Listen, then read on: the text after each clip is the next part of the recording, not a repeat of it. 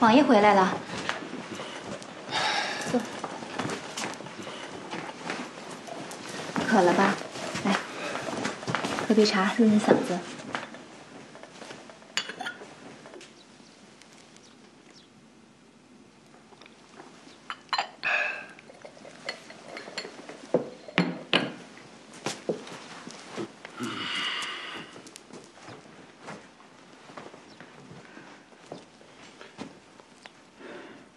王爷，我知道你不会故意把父皇带到永林贝勒的戏园子去，十七弟会明白过来的。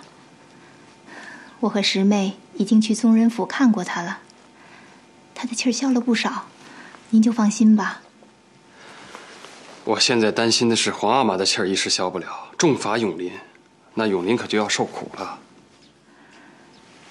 我和师妹也在想办法。不过王爷放心，您想啊，父皇那么疼爱师妹，师妹人又机灵，他一定会有好法子让父皇宽恕永林贝勒的。要是真能这样，那我心里还能好受点。贝勒爷和大人来拜访您了。贝勒爷，何中堂，奴才来看您来了。来，快摆上，摆上，摆上。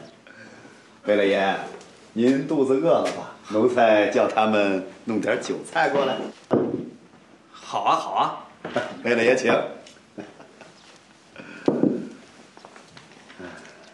请坐，贝勒爷。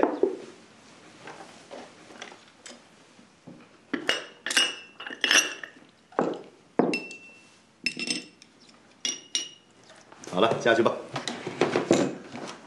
贝勒爷，请。哟，何中堂想的可真周到。哪儿啊哪儿啊？何中堂你也请啊。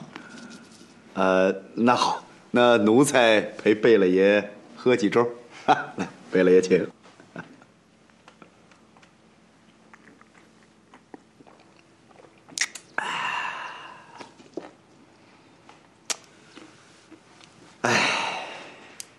贝勒爷真是受苦了呀。其实仔细想想，事儿没闹到什么份儿上，有什么大了不起的？大可不必弄成现在这样。这个家王爷也是，小题大做，小题大做。嗨，自认倒霉吧，他又不懂戏，没法怪他。哎呀，贝勒爷真是个实在的人呐。那不过奴才说句不该说的话啊，这个眼睛、耳朵是长在自己头上的，懂与不懂，那还不是自己说了算吗？懂装不懂，比不懂装懂，那容易多了。那您这意思是说十五兄是故意的？奴才可不敢瞎说，不敢瞎说。这个事儿，贝勒爷您自己琢磨啊，自己琢磨。不过，这个话又说回来了，您说京城那么多戏园子，怎么家王爷就偏偏对您的戏园子感兴趣呢？啊？是，自己查过一遍不算，还把父皇带去，看来还真是诚心的。嘘，贝勒爷，说句心里话啊，奴才以为皇上心里是疼爱贝勒爷的，就算知道贝勒爷登台唱戏，皇上会生真气吗？可是家王爷把皇上带到台底下，那皇上的面子就很难保得住啊，这不生气都做不到。您说是这么回事不是？啊？这贝勒爷自己琢磨，奴才不敢瞎讲，不敢瞎讲。别把我给惹急了。贝勒爷，贝勒爷，别，息怒息怒。嗨，这奴才也是，这说的都是闲话，你贝勒爷千万别往心里去啊！来，喝酒，贝勒爷，喝酒，贝勒爷请。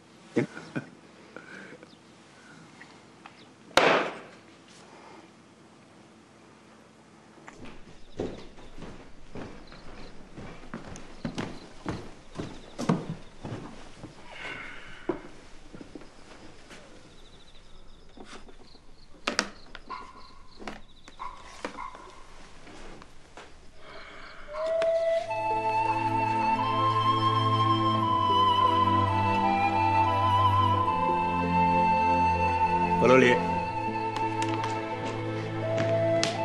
奴才在。把曹锡宝、永兴、吴兴兰以前的奏折各找出一份来。皇上，天儿不早了，您别太累了。快点去。这。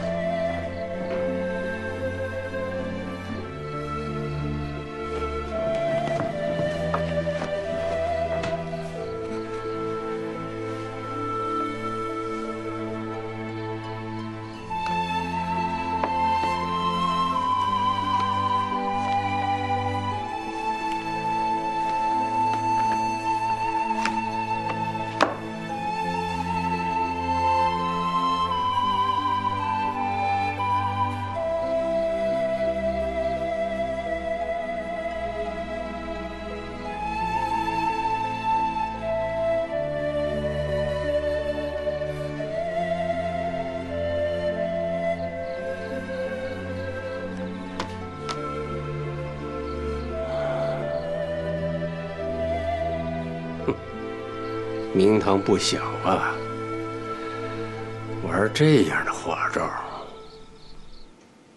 王仲堂，臣在。你看看这份奏折，里面可是大有文章啊。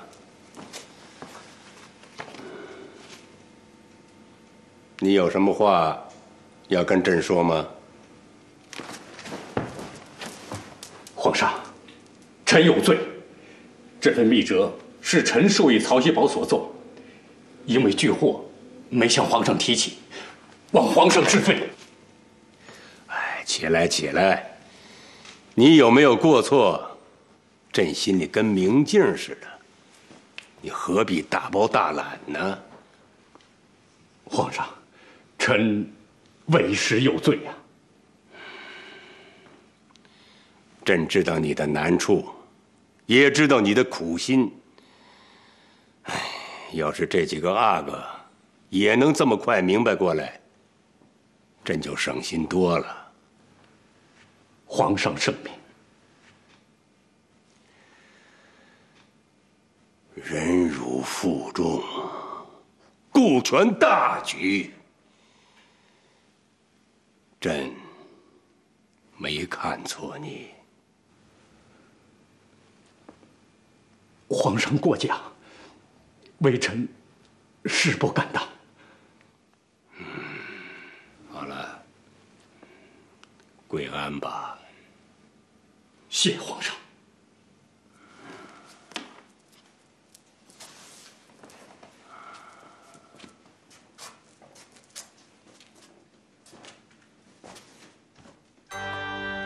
永远呐，永林的这个案子就交给你来处置了。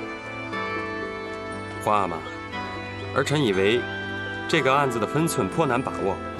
既要对17弟有所惩戒，以儆效尤，又要顾及孝悌之意，不能伤了手足情分。似乎皇阿玛的身份更宜处置吧？哎，这个案子朕就是要交给你来办。在错综复杂的事态中，找出最为妥善的解决之道，那才叫真本事。这是一个绝佳的历练机会，不要错过哟。懂吗？谢皇阿玛教诲，儿臣懂了。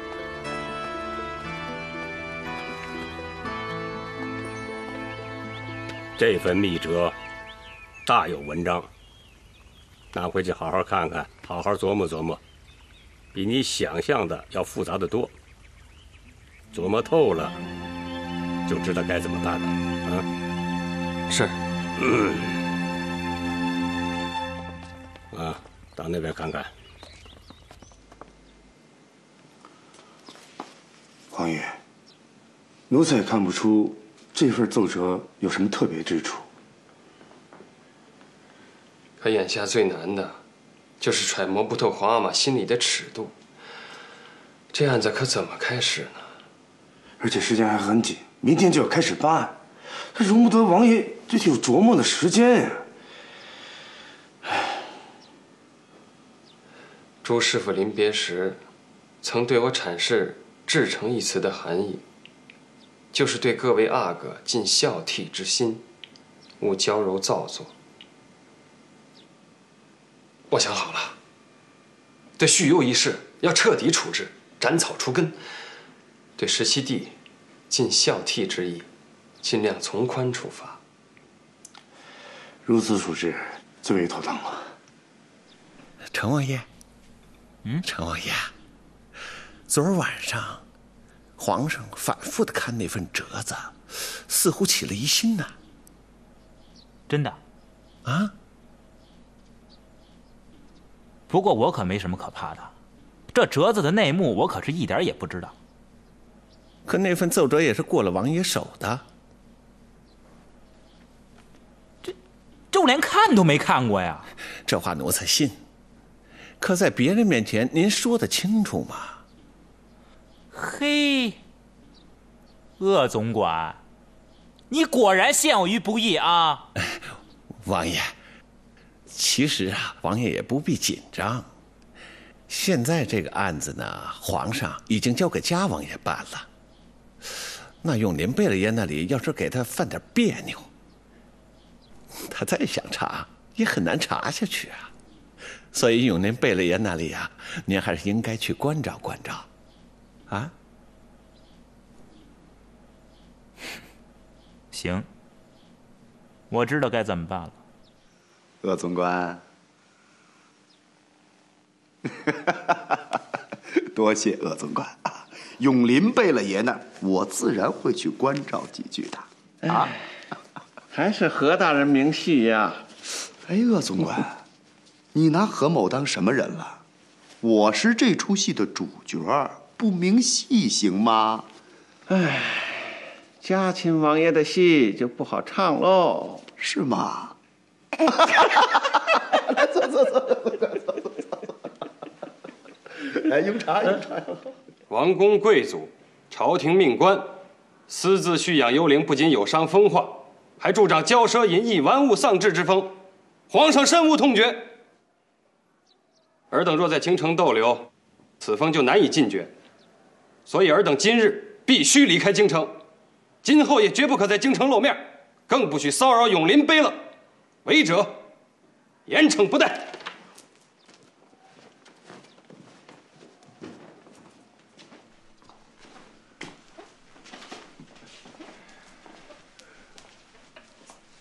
17弟啊，这几日不见，你可瘦多了。你以为幽静的滋味好受，我都快疯了。贝勒爷，其实多出去也好，清静啊，省得出去以后听到那些风言风语的，会把他气疯了的。外面都说我什么？哎呀，算了，贝勒爷，不听也罢啊，免得上火。别吞吞吐吐的，想急死我呀！快说。嗨，贝勒爷，那我可就直说了，您可别怪我不敬啊。这个梨园行啊，都在骂您是个祸害，说你砸了人家的饭碗。他们怎么能怪我呢？要怪，也怪15兄啊！怎么能怪他呢？你知道这戏园子出了事儿以后，外边老百姓都怎么传吗？怎么传？都道是嘉亲王正气凛然，大义灭亲，查封了永林贝勒的戏园子。你们俩现在一个成了白脸，一个成了红脸，你说会夸谁呀？又会骂谁呀？我成了白脸，我成了白脸奸臣。贝勒爷，这不足为奇呀。欲图大计，先立口碑嘛。啊，这其中的味道，您就慢慢品吧。品什么品？他无非是想着东宫太子之位罢了。哎，17弟，这话可太犯忌啊，说不得，更不能传到15的耳朵里去。我怕什么？我偏要说，我还要当着他的面说，在大庭广众之下说。算了，贝勒爷，此案的主审是人家嘉王爷，你定什么罪是人家一句话说了算。宗人府大堂上还得委曲求全啊！委曲求全？你们就等着瞧吧。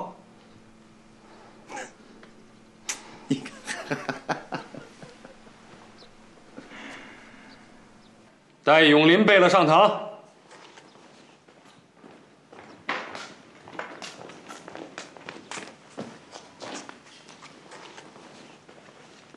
看坐。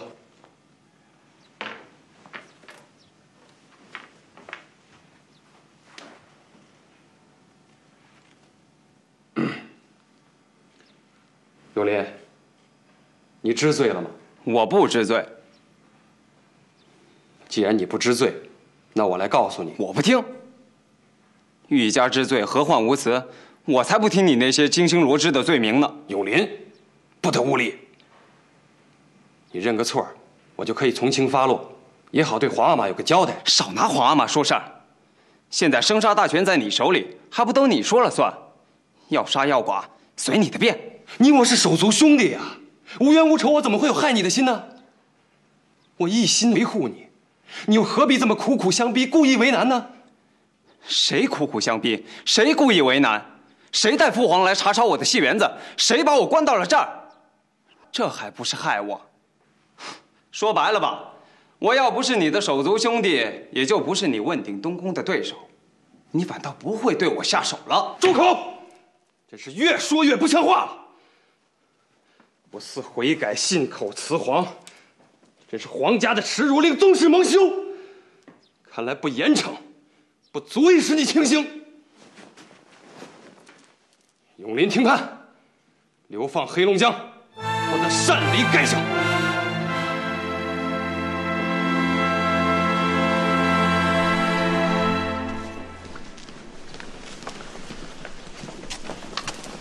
奶奶，广大人啊，那个怎么样了？贝勒爷在公堂上闹起来了，王爷一生气，判了个流放黑龙江。怎么闹成这样啊？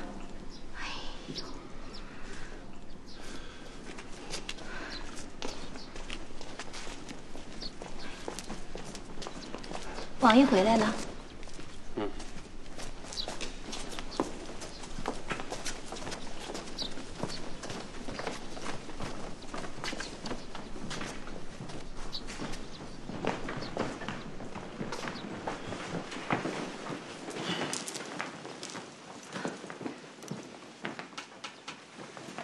王爷，先喝口水吧。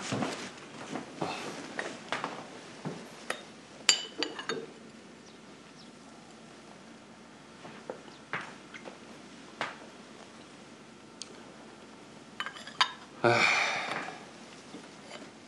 看来我还是修炼的不够啊。本来已经想得好好的，这次审判就是在外人面前做做戏，然后从轻发落。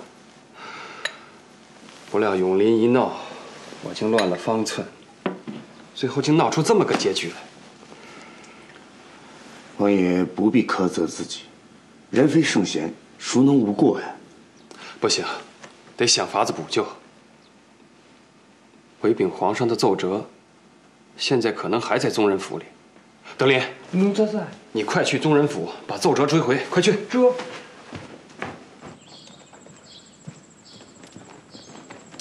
哎，大人，嘉王爷呈给皇上奏折呢，已经呈送到皇上那里。哎呦，坏了！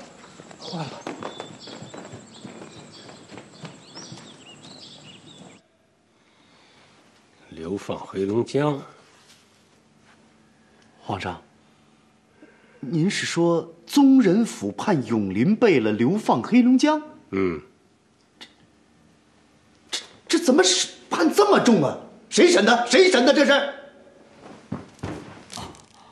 皇上，何中堂，案子是嘉亲王审的，奴才们都没敢插嘴。嘉王爷，这怎么会是嘉王爷审的呢？啊，是朕让永琰主审的。唉，真没想到。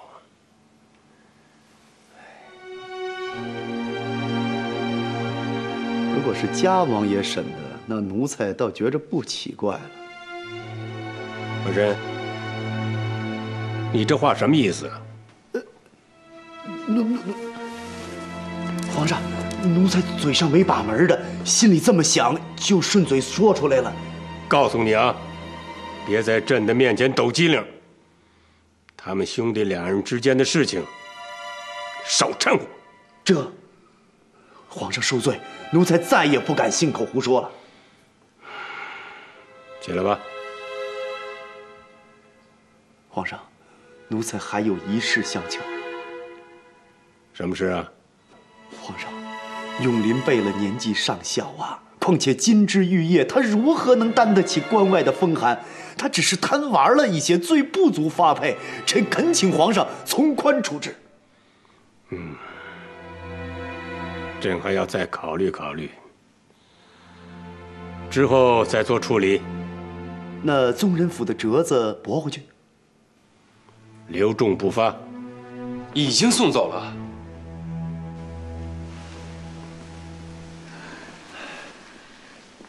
皇上万一准奏，永林贝勒可要受苦了。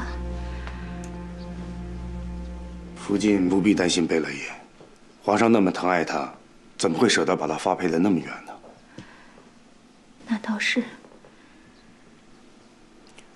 王爷，今天的这个结局，可能正是有人最希望看到的。从密折到查戏园子，再到幽禁贝勒爷，以及今天的贝勒爷闹起来，王爷动怒，严办贝勒爷，似乎已经落入别人的一个连环套子里。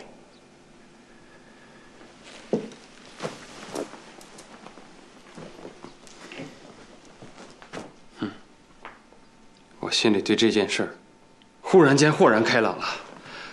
一切都是有人在暗中操纵，查戏园子是一石二鸟，冲着永林又算计了我，而我居然还真的就上了当。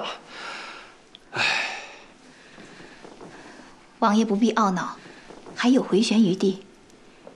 我这就去找和孝公主，想法子把永林贝勒保下来。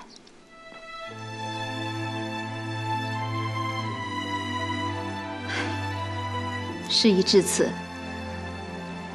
我看能救永林贝勒的只有父皇了。公主，你最了解父皇的脾气，咱们得想个法子，让皇上出面。真没想到这事会闹这么大，这个17兄太不听劝了，让他吃点苦头也罢。你还真舍得他发配到黑龙江？别说气话了，还是先想法子吧。想个法子。哎，有了！什么法子？你等着，去在里面的箱子里有一个鹿高绒荷包，帮我找出来。是，公主。这个荷包可保永林兄逃过这一劫。啊，这荷包这么神奇，那我倒要看看。公主找到了。这个荷包是先祖在关外留下的，父皇呢希望皇族的孩子们永不忘本，他最喜欢那些遵从祖先的孩子们，让永林带上这个荷包，父皇看见了一高兴，气肯定会消一半。这荷包果真好啊，公主，你真有办法。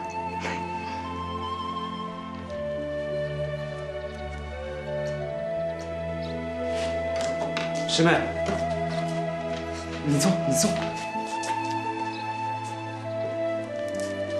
师妹，我可能真的要被发配到黑龙江去了。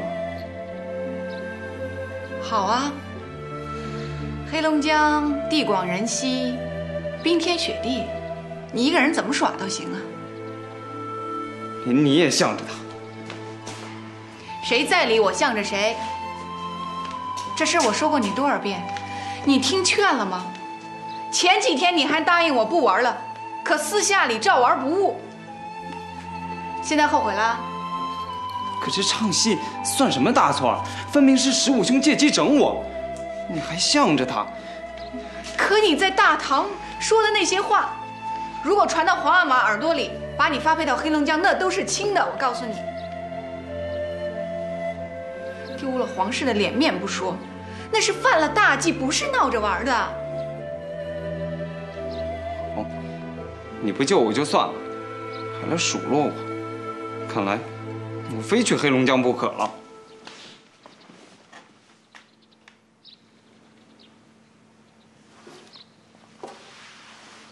谁说我不帮你了？我不是在想办法吗？你有什么办法？给。从今天起啊，就挂在腰上，不许摘下来。这什么意思啊？这个鹿高绒荷包呢，是祖宗在关外留下的。如果父皇看见你带着它，就会觉得你念着祖宗，没有忘本，气也许能消一些。对呀，还是师妹有办法，多谢师妹。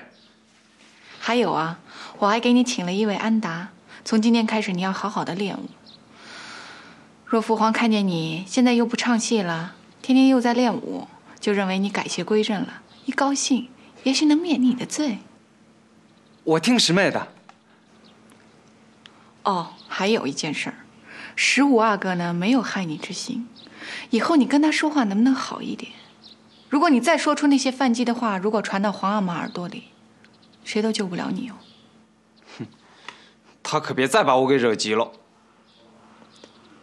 你怎么那么气人呢？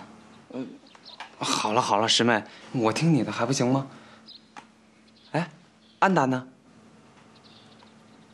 干嘛呀？我现在就开始练功夫呀，行了吧？这还差。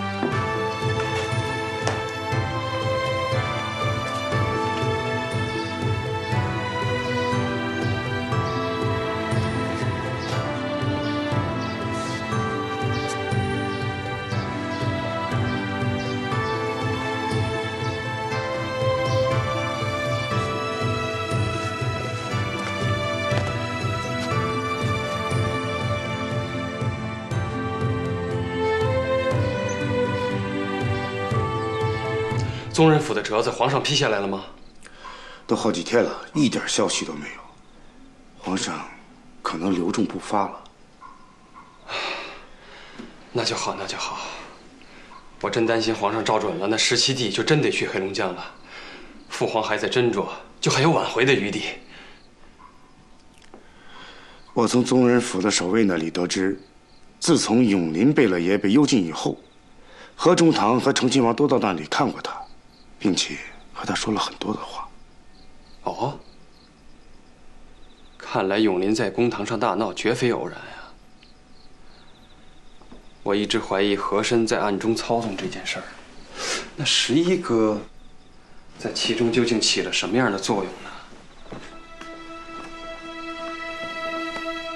王爷，奴才想斗胆说一句话。说。成亲王很可能有意利用这一点。您和永林贝勒爷若是两败俱伤，他将是最大的受益者。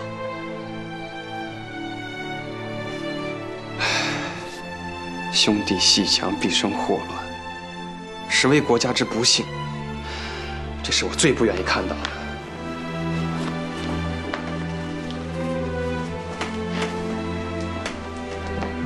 王爷也不必忧虑。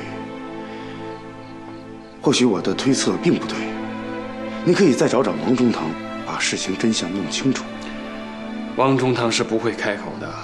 现在我明白了，正是因为王中堂知道了此事关乎阿哥之间的微妙关系，所以才三缄其口的。这可能就是他的难言之隐吧。现在怎么办？此事不宜张扬，要想查清楚，还得靠我们自己。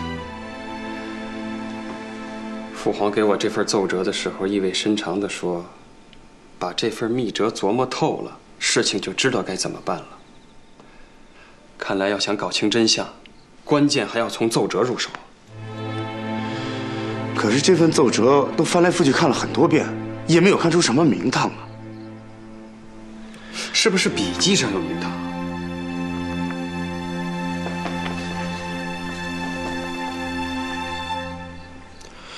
很有可能。王爷，我认识一位字画店的老板，是辨认书法笔记的高手。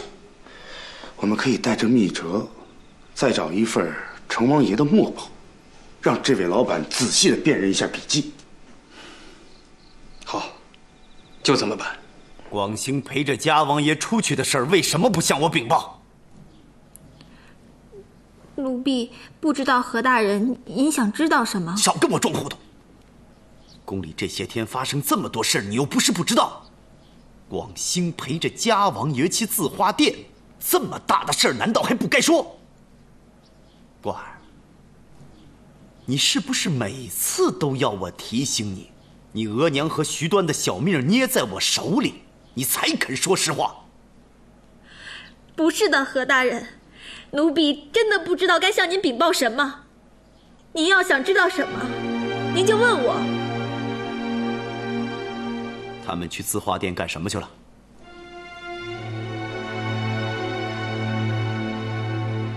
我听说，他们是去请人辨别奏折上的笔迹。是这样。我们推断没有错，果然是成王爷改了曹御史的折子。密折过了11哥的手，他还自己动手改了密折，难道他就丝毫不顾及瓜旁李下之嫌？况且这是涉及皇子之间恩怨的大事，这一点似乎又说不通。那，王爷，这件事，我们是不是应该尽快禀报皇上呢？不，现在就下结论为时尚早。况且，即便真的得到了证实，也要慎之又慎。否则，皇上一旦知道了，那就是一场宫廷大狱，那可是国家的不幸啊！奴才明白了。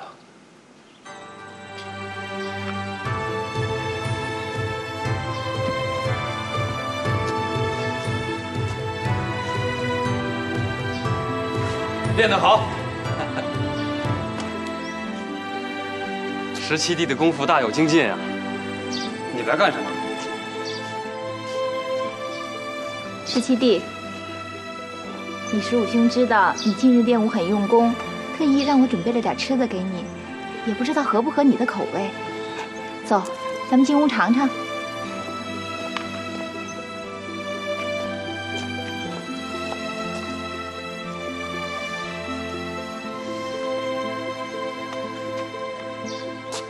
17弟，那天在大堂上，我不该跟你动怒。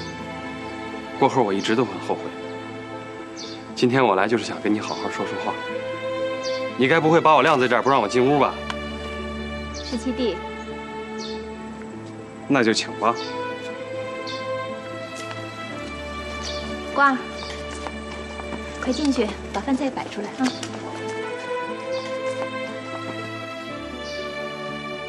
17弟，还合你的口味吧？王爷，别看着，陪17弟吃点。好啊，我也饿了。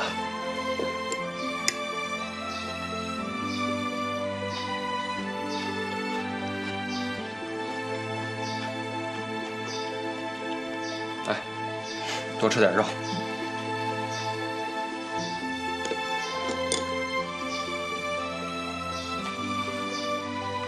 17弟，这些天啊，我对这件事想了好多遍。我总觉得我们兄弟都上了别人的当。你回想一下，刚查封戏园子的时候，你的怨气，我的火气都没那么大。皇阿玛让我主审这个案子的时候，我都想好了，在外人面前做做样子，然后从轻发落。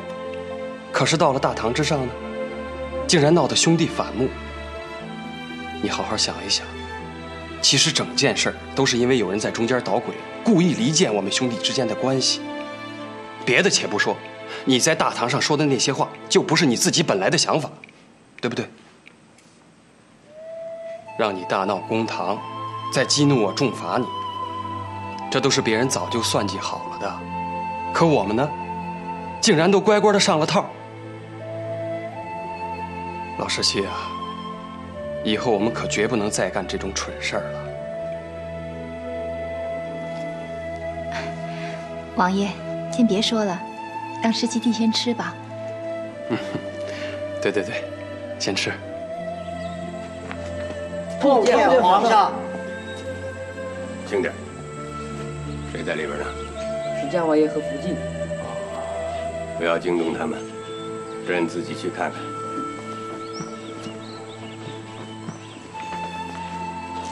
永林啊，不知道你留意了没有？皇阿玛的龙体虽然看起来健壮如常，可是头上的白发已经是一天天在增多了。不决然之间，皇阿玛已经是古稀老人了。可为了江山社稷，他老人家还要宵衣干食，夜寐肃心啊！你我身为皇子，不论从人子之伦，还是臣子之责来说，都应该与皇阿玛分忧才是。即使不能分忧，也绝不能让皇阿玛担忧，否则就是太不懂事儿了。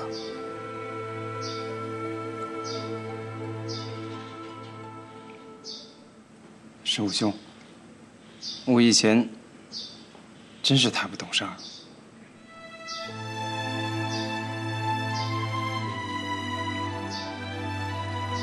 现在明白也不晚。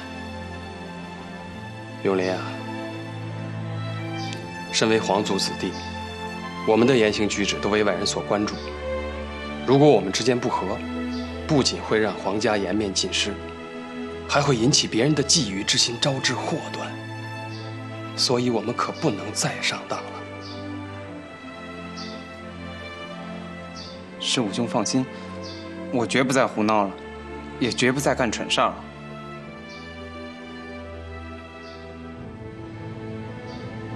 大道理我不懂，可我知道，即使平常百姓人家兄弟不和，都会被人耻笑的。咱们皇室的兄弟，可千万不能让天下人耻笑呀！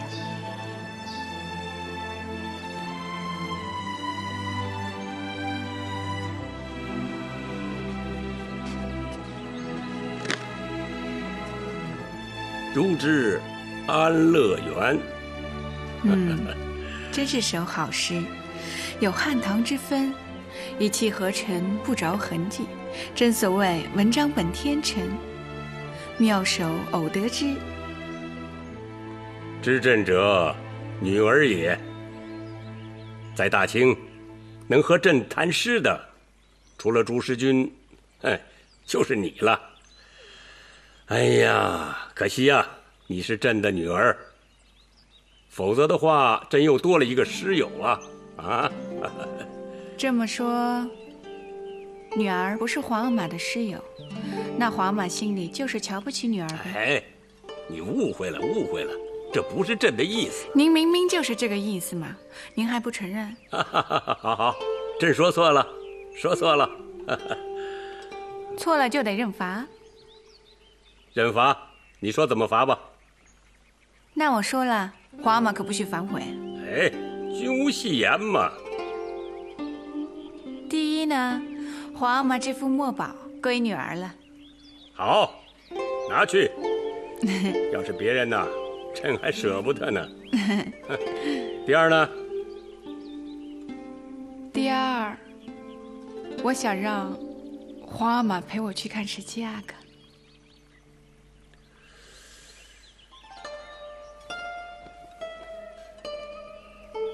你这个机灵鬼啊，差点把朕给绕进去。这是不是就是你来的目的呀？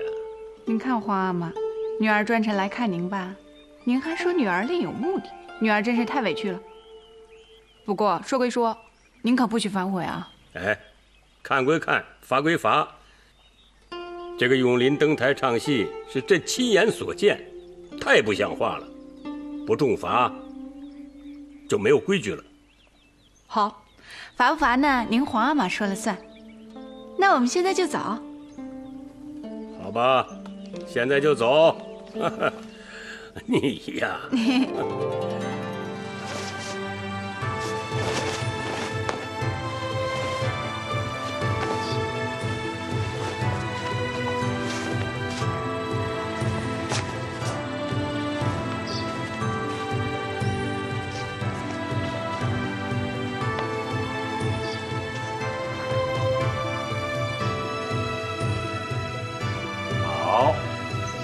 永林有长进。奴才叩见万岁爷。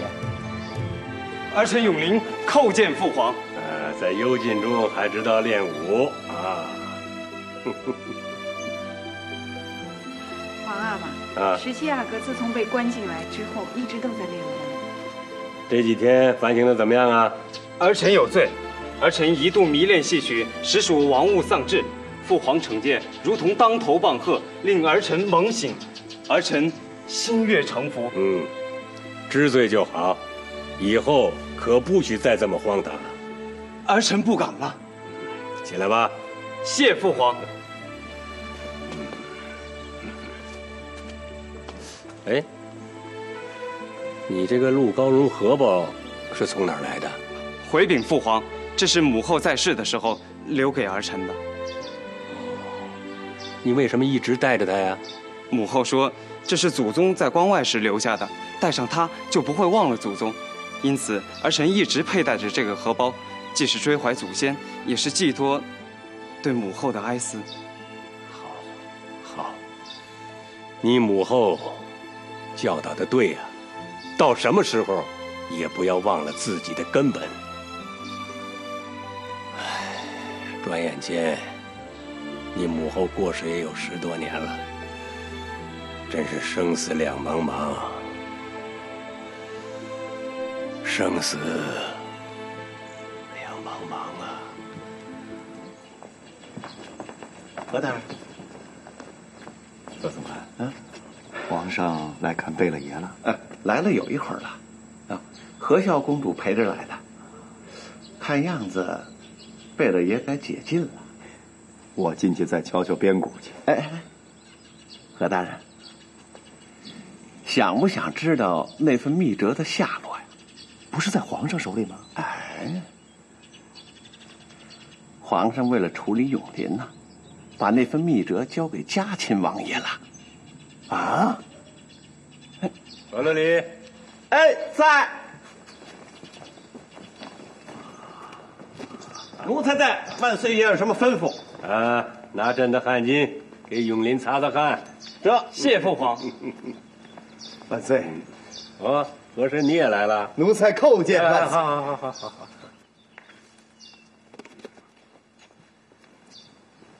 皇阿玛，17阿哥已经悔改了，女儿求父皇开恩，免去对17阿哥的惩罚。万岁。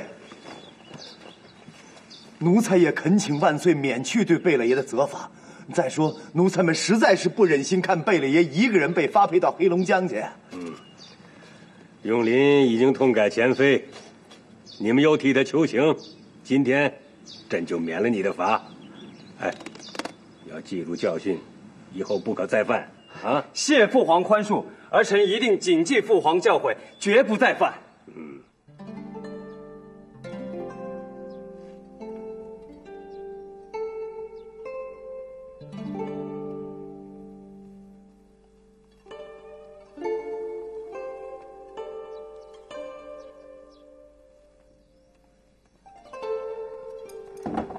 关儿，纳兰姐，关儿，我刚听了点消息，你听了可千万别太着急啊！什么事啊？听说你额娘得了重病，已经卧床10多天了。什么？我娘病了？什么病？说是心口疼的厉害。哎呀，这可怎么办呀？我也出不去宫，谁照顾她呀？你别急。听说徐公子天天都去照顾他，而且还四处买药为他治病呢。这么看来呀，徐端这个人还真是不错呢。真是难为他了。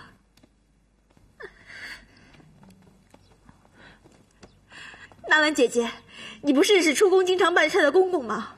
你帮我先把这几个月利钱给家里捎过去，先给我娘看病。你放心，我今天就去找他们啊。关儿，别哭了。我从小就没离开过我娘，我娘肯定是想我想的，她要是能看我一眼，肯定这病就好了。哎呦，我这也出不去。别急，关儿，要不你再去求长史老爷，就跟他说你娘得了重病，告几天假回去看看。不过你也别抱太大希望，进宫的时候说过3年不许出宫的。再难，我也去试试。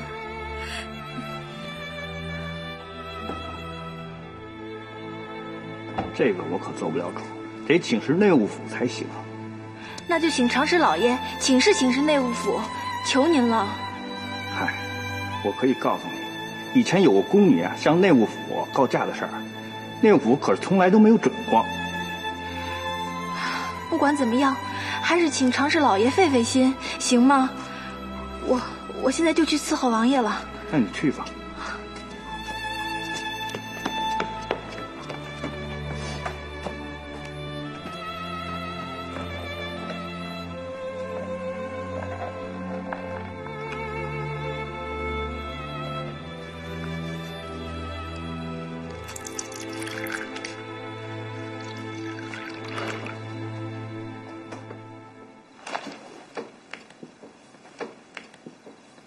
你怎么哭了，瓜儿？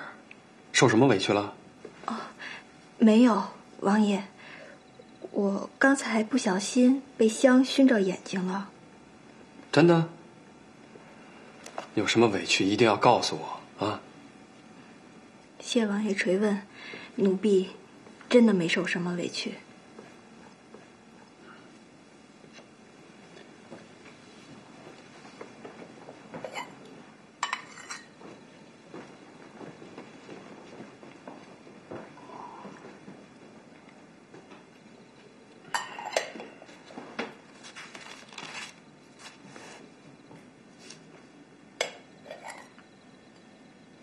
瓜儿，瓜儿，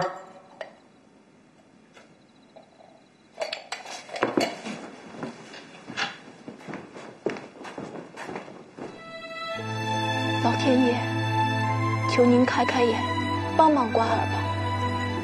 瓜儿的母亲得了重病，卧床不起，可瓜儿在宫里做事，根本不能回去照顾。心里实在是太着急，太难受了。老天爷，请您保佑我母亲身体早日痊愈，求您让我能够回去照顾她几天。老天爷，我求求您了。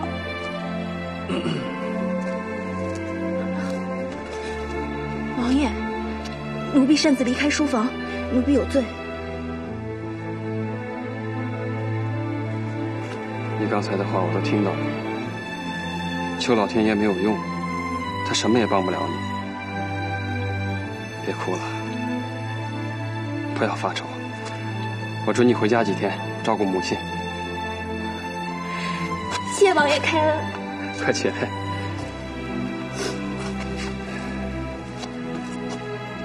刚才问你为什么不肯告诉我，我见不得你受委屈。在我心里，你和别人是不一样的，知道吗？不，王爷，奴婢不值得您对奴婢这么好。我去给您换杯茶水。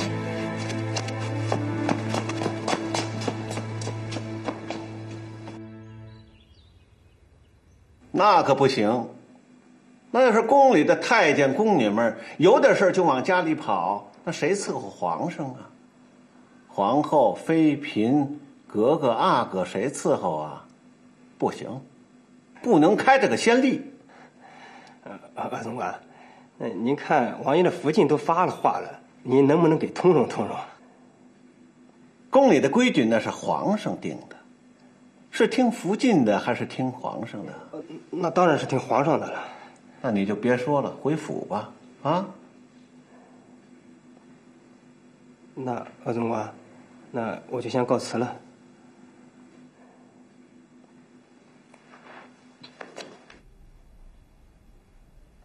瓜儿，王爷叫你呢。啊，哦，哎，瓜儿，千万别乱说话啊！谢王爷，只要能出宫看母亲一眼，什么办法我都愿意。快起来吧，起来起来！广御史这就告诉你怎么办。啊，官儿，额娘，额娘，我回来了。瓜儿，你怎么回来了？瓜儿，额娘，快躺下，别问那么多，是广大人他们帮我想办法回来的。是吗？官儿，你怎么样啊？额娘，我回来了。哎，许端，官儿回来了。官儿，你怎么回来了？娘，额娘，官儿，走，你病得怎么样？我们去给官儿做点好吃的。对，额娘，起来，您歇着，我去做饭。我去做饭去，我做饭去。怎么样啊，娘？这是药吗？快喝了。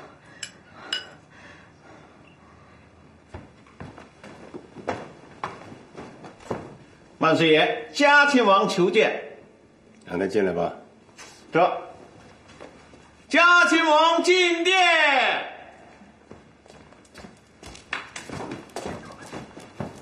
儿臣永琰叩见皇阿玛。起来吧。这朕有什么话要说呀？皇阿玛，儿臣解开了这个谜。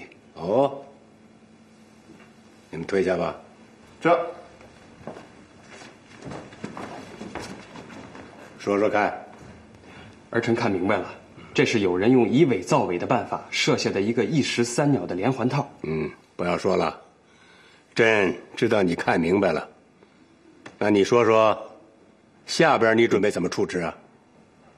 其作祟者用心险恶，必杀之而后快。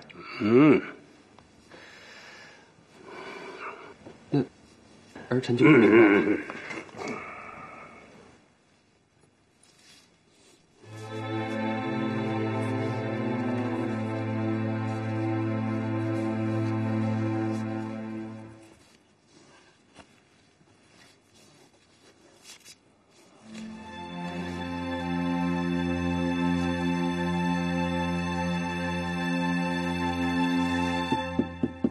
皇阿玛，这，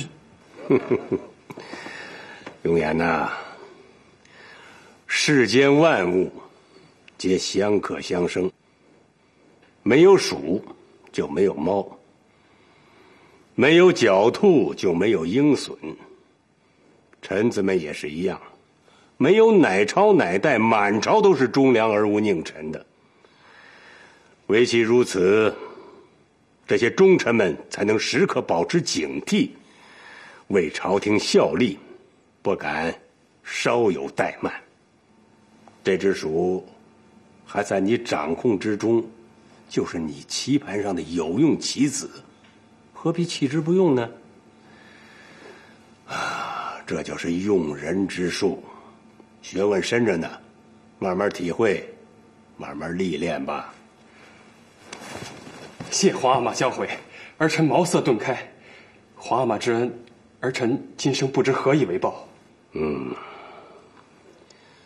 既往之事，朕还可以教教你，可未来之事，朕也无法预测。你要慢慢的体会，可能要吃些苦，受些罪，甚至于受些委屈。这些都是必须要经过的，不要有愿望之心呐。这都是儿臣的福分，儿臣感恩还来不及呢，安能有什么怨言？起来吧。鄂总管，这嘉王爷进去多长时间了？有1个时辰了。他们谈些什么呀？不知道啊。嘉王爷一进去，皇上就都让我们出来了。呀，奴才给嘉王爷请安。何中堂客气了，何中堂快进去吧，父皇还等着你呢。是吗？那奴才先进去了。好好好。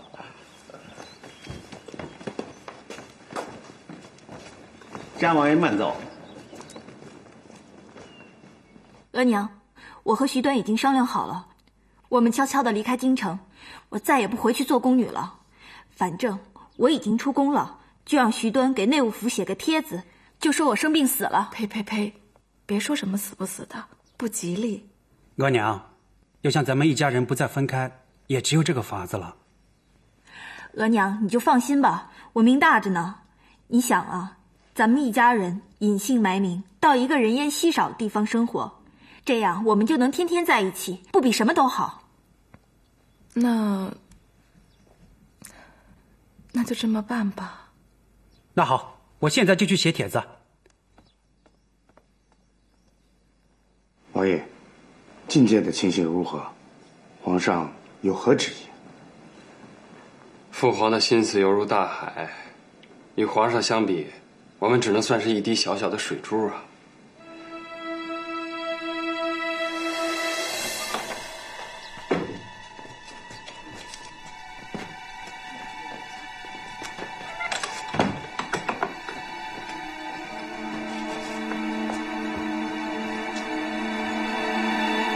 皇上赦免了永林贝勒，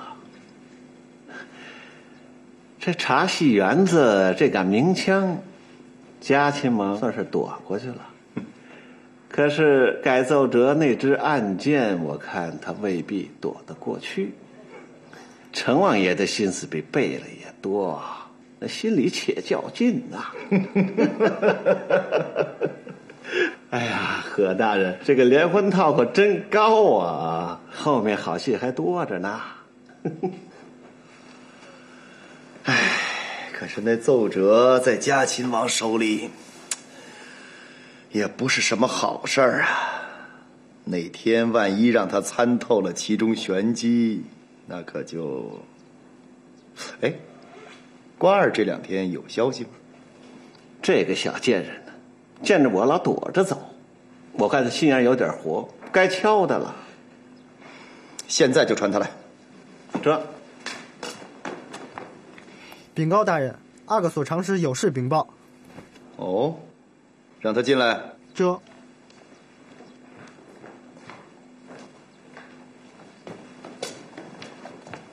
何大人，鄂总管，阿哥所的苏安尼瓜尔病危。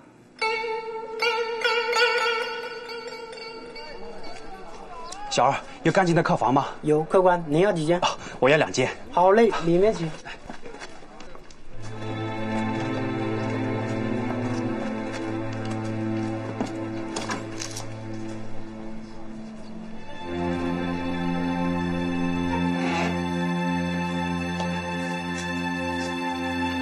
额娘，你先坐下来哈。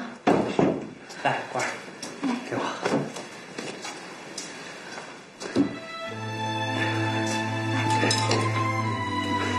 总算是逃出来了，再也不用怕了。刚才出城的时候，我快被吓死了，现在可好了。等我们到了关外住下，你俩就成亲啊。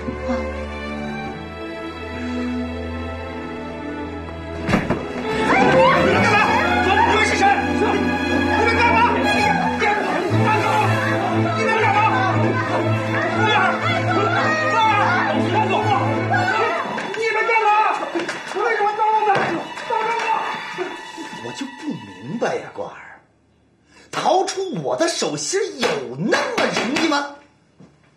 除非是死。我告诉你，想死最容易，你想怎么死我都成全你。不过有一样，得拉上你妈和徐端做陪葬。何大人，你想怎么罚我？你想杀我都可以。但是你别伤害他们。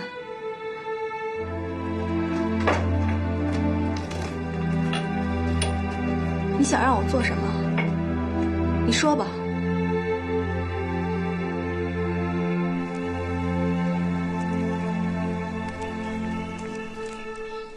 皇上，奴才这2天遇到点事儿，实在是不知该怎么办。这世上还有让你和珅为难的事儿，哎，说出来让朕听听。皇上，您又说奴才的笑话了。奴才为难倒也无所谓，只是此事涉及皇族体面，这奴才就不知该怎么办了。哎，你到底想说什么？就直说出来嘛。皇上，嘉王爷前几日纵容一个宫女私自出宫，10几天了都没回宫。就这样的事儿？哎，他为什么要怂恿这个宫女出宫呢？嘉王爷平日就很喜欢这个宫女，每每纵容，现在又……哎呀，这个永言太荒唐了，得好好的教训教训不可。和珅，你看这次怎么惩戒永言呢？依奴才之见，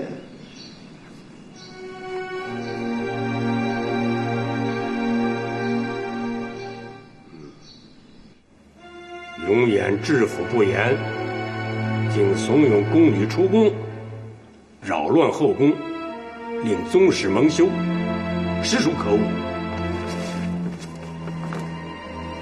立即全军移盛京，寻找木鱼石。皇上，臣以为嘉亲王虽有过失，但不至于囚禁于盛京，如此惩罚似乎过于严厉，望圣上三思。朕意已决，此事不得再奏。永言，你留一下，其余的退朝。退朝。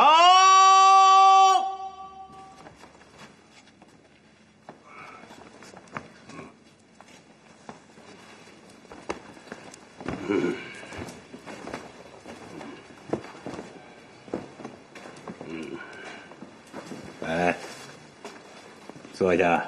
皇阿玛，儿臣不敢坐。今天朕惩戒过重，这是有意的。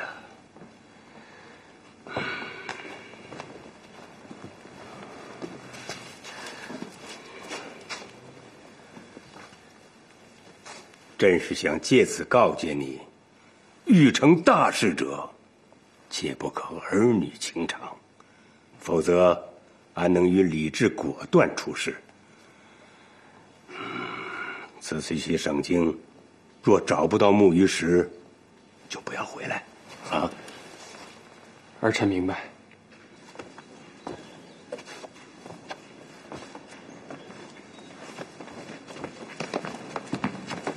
王爷回来了，王爷回来了。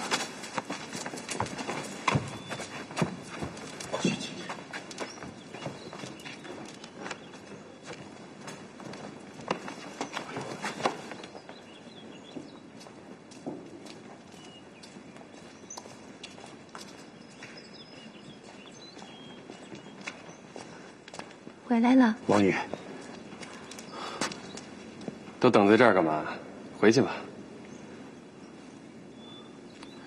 王爷，皇上为何如此严厉啊？父皇自有道理啊。德林，奴才在。收拾行装，明天咱们就动身去盛京。这。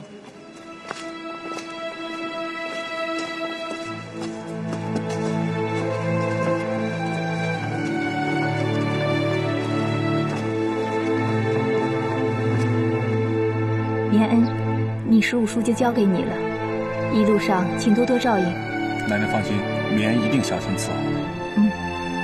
纳兰，一路上照顾好王爷的饮食起居。奶奶放心，纳兰一定尽心尽力。王爷，一路多多保重。夫人，请回吧。德林，奴才在。上车。王爷，王爷，广御史。王爷，关外风雪寒，请多多珍重。朝中佞臣多，广御史，你要为皇上分忧啊！奴才遵命。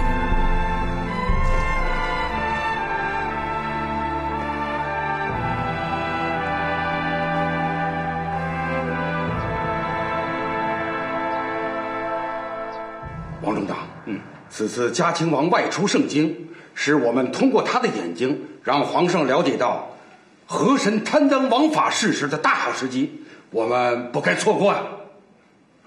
我们也可以借机引导嘉庆王亲眼目睹下面的状况，让他明白，当今的大清已经不是皇上想象中的康隆盛世了。好，你们一定要谨慎行事，切不可暴露行踪，被和珅抓住什么把柄。这个时候，和珅一定会蠢蠢欲动。不过，这个时候也是他们得意忘形的时候，我们也要悄悄地寻找反击的机会。对。官儿，快走，快走，快走！快点！你别拽我！快走！傅大人，傅大人，一切都拜托傅大人了。何大人放心，嘉亲王的一举一动都逃不过我的眼睛。好，一定要快马加鞭，赶在嘉亲王到之前把官儿送到他身边，不要走漏半点风声。放心，保管天衣无缝。告辞了。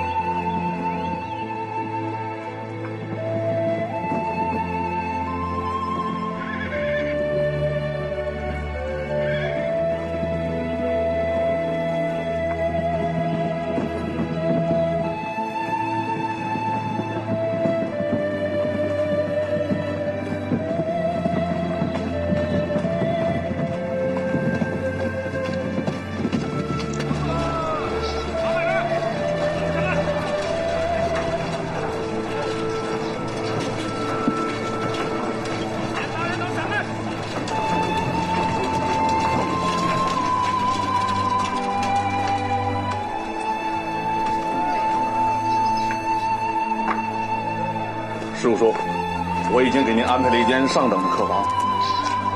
妍妍，尽量不要惊扰百姓。这。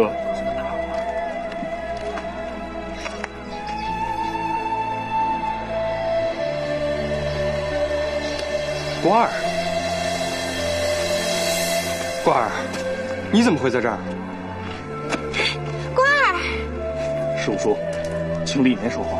哦，好好好，快，进去说话。来，官儿。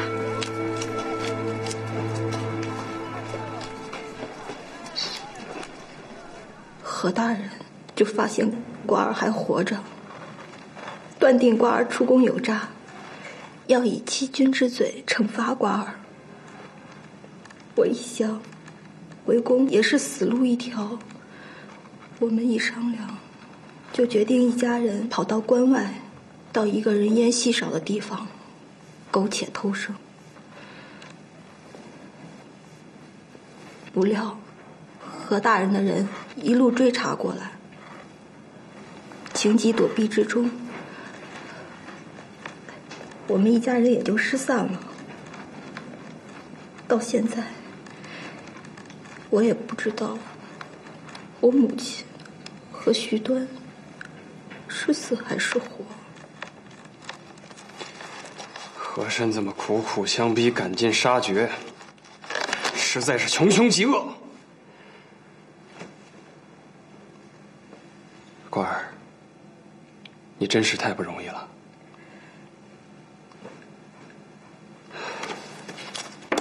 和珅，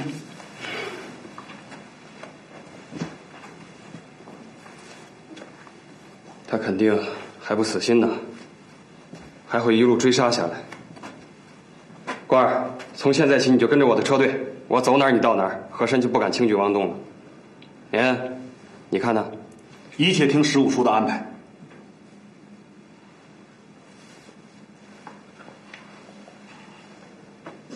谢王爷救命之恩。官儿，快起来。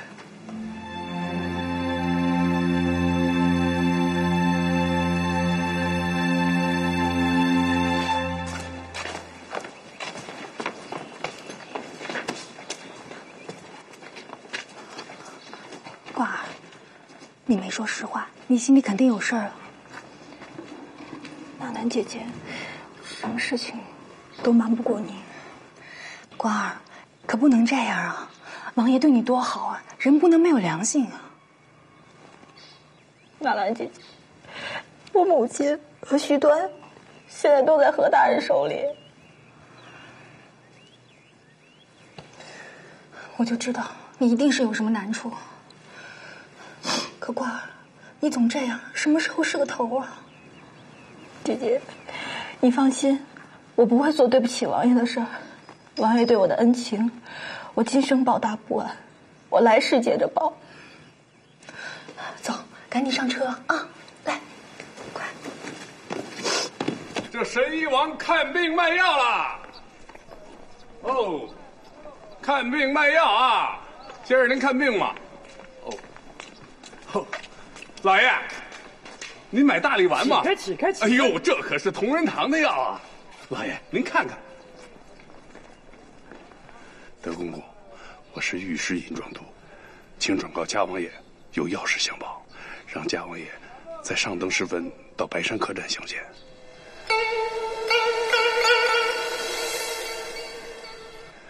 这身后有言，还请王爷轻车简从啊！行，知道了，起开！哟呵，您这不要这药，您也别推人呢。嘿，哦，看病了您呐？药。拜见家王爷。免了，快起来吧。各位大人请坐。请问各位大人有何要事啊？王爷前来盛京以后，王中堂授意我们随即而来，借机向王爷揭开和珅蒙蔽圣上、收受贿赂、包庇贪官污吏的黑幕，借王爷之手上达天听。好啊，我到盛京以来，满耳听到的都是一片太平盛世的颂歌，试图亲自查访，也处处有人掣肘。今天既然有这个机会，就请各位知无不言，言无不尽。盛京的真实情况，宋将军最为清楚，还是请宋将军向王爷详呈吧。家王爷，如今吏治之腐败，可谓亘古未见。和珅向督府伸手，督府又向州县索要，而州县则敲诈百姓，这样下去，不出数年，必激起民变呢。吏治腐败，导致国库空虚，军备废弛。如果此时烽烟燃起，那既无御敌之兵，又无御敌之银，那未战之前就已知成败了。到那时，内忧外患交加，大清江山就岌岌可危了。又是这个和珅，真是祸国殃民的奸佞。可是松云大人，你们为何从不弹劾和珅，而任由他胡作非为呢？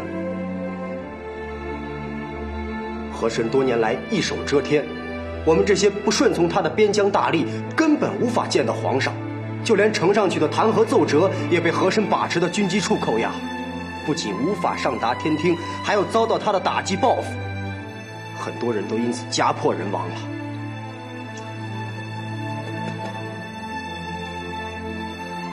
王爷，曹某愿冒死与松云将军联名弹劾和珅，还望王爷将来为我们作证，想办法让松云将军进京觐见皇上。如此，松云将军方可当面向皇上揭露和珅的真实嘴脸。届时，王中堂在京城联合其他大臣，共同参劾和珅。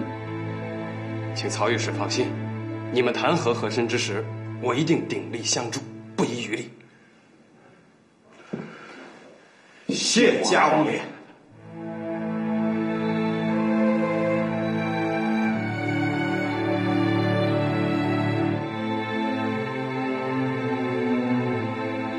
父皇陛下，儿臣自圈进盛京以来，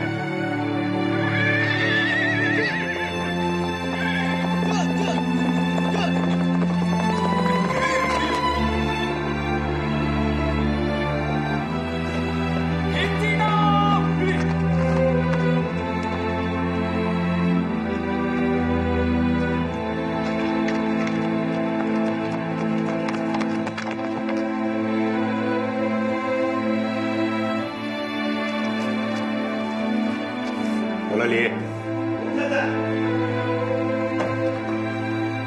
皇上有什么吩咐，即可以600里停骑，送达盛京，不得有误。征。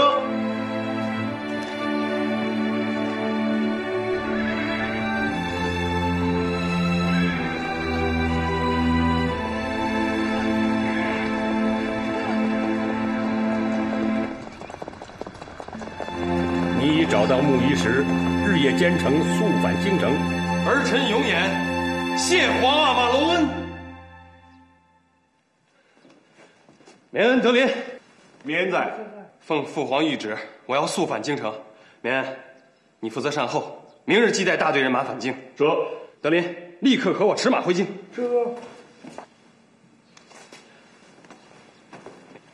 绵恩，回去的时候，把官儿藏在马车里，带回王府再做记忆。十五爷放心，绵恩一定照办。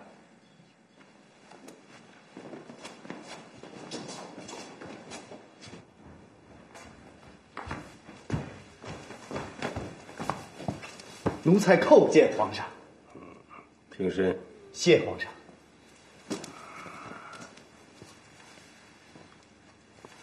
和珅呐，你是朕的肱骨之臣，今天朕要跟你单独谈一件事情。皇上，朕和22年前就已经密立太子，书写之后藏于锦盒之中，放在正大光明匾之后，上面书写的是立皇15子永琰为太子，并拟于9月初3开匣宣布，正式册立。皇上，奴才以为皇上现在精神焕发，龙体康健，还可在位20余年，这立皇太子一事还是暂缓为宜。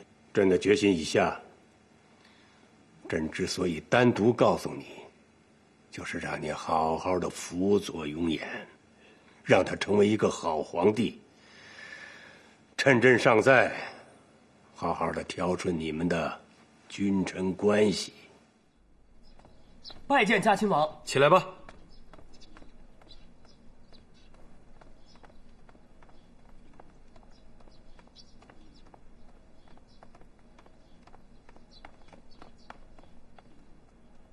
王爷，夫人。王爷，回来了。回来了。王爷，何中等前来拜访。我刚回来，他就要来见我，又打什么主意啊？既然来了，你就会他。嘉王爷，哎呀，嘉王爷，一路上鞍马劳顿，多有辛苦啊！此次盛京之行收获颇丰，奴才特来道喜。何中堂太客气了，本王刚刚回来，何中堂就来相见，不知有何指教啊？嘉王爷，奴才是特意来向嘉王爷进献一柄象牙如意。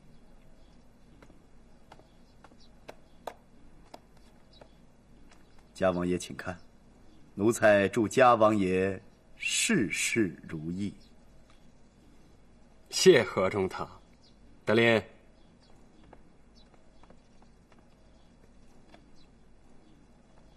那何中堂说说看，本王怎样才算如意呢？这怎么说呢？反正嘉王爷如意，那就是皇上如意；皇上如意，就是天下如意啊！是不是？这世上的事儿，不会对谁都那么如意吧？譬如本王如意的时候，何中堂就未必能如意；何中堂如意了呢，本王就能如意了吗？何中堂，你说对吗？话不是这么说呀，嘉王爷。和珅一个皇上的奴才，有什么如意不如意的？这不打紧。重要的是皇上和嘉王爷真能事事如意。那就不是你我当下能预知的了。是。嘉王爷，您也累了，奴才不敢打扰，奴才先告退了。恕不远送。留步。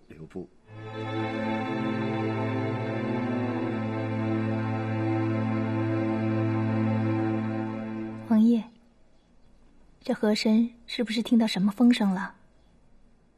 贿赂我，还是恐吓我？太放肆了！你小声点儿。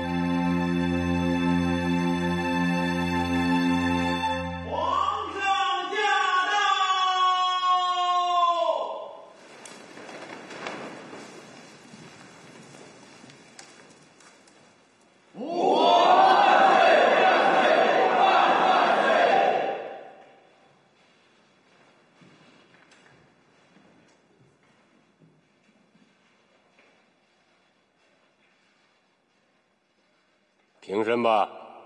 谢皇上。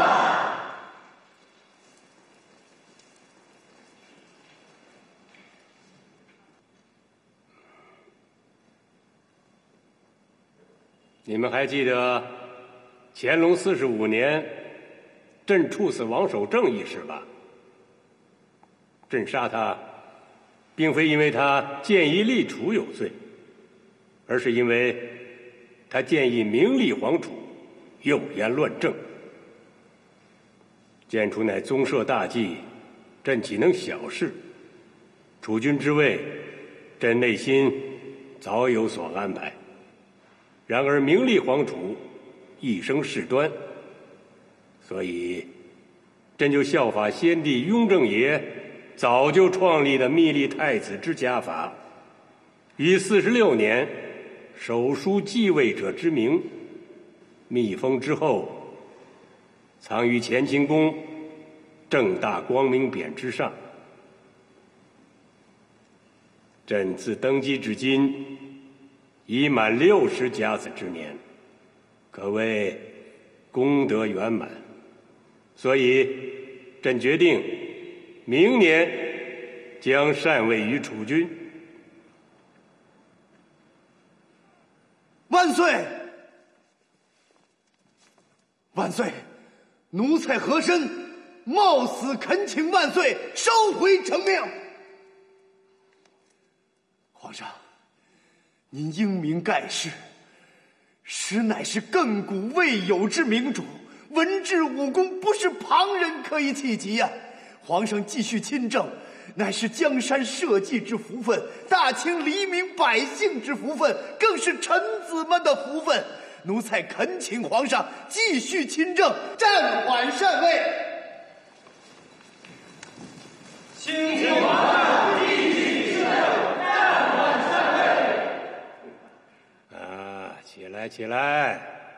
万岁，如不答应暂缓禅位，奴才们就长跪不起。请皇上继续亲政。难道你们想违抗朕的旨意不成？起来！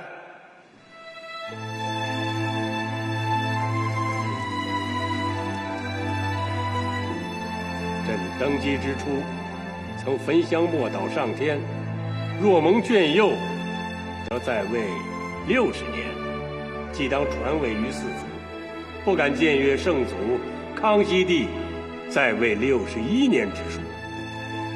现在朕在位已达60年，岂肯失信于天呢？朕意已决，不得再减。今天当着各位皇子皇孙、王公大臣的面，开启封简，将当年手书4位阿哥之名公示于众。来呀，将密匣呈上来。呈密匣。